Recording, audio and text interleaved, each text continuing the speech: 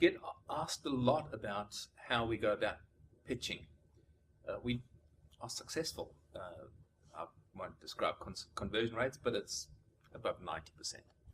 Question is, how do we do it? Well, we've broken it down to 4 steps. The first one, of course, is, and this is really straightforward, is what's the problem that you're trying to solve? The articulation of the problem is the why. Now, with the articulation of the problem, it demonstrates insight and understanding of what the situation or scenario is. The next logical step is the solution that you provide.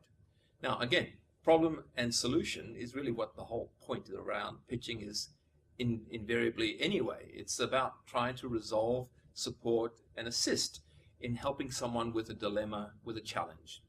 The third element, though, is probably the one that's going to be the key component of this, because this can be clearly articulated.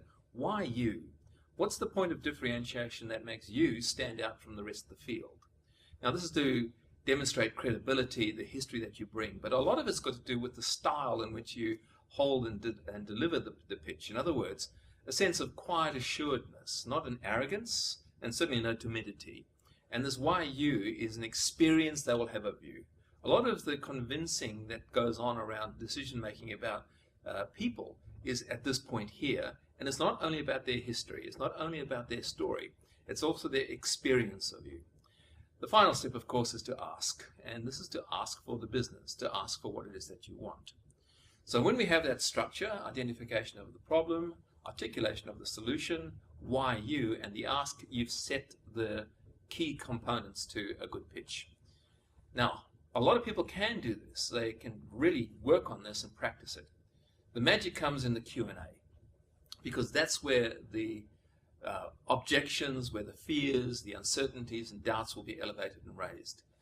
Most of the time when we think about our pitching, we think mostly about the Q&A, anticipating every question that might be asked, being really across our numbers, and also being able to identify anything in terms of the what if, what about questions that often get raised here.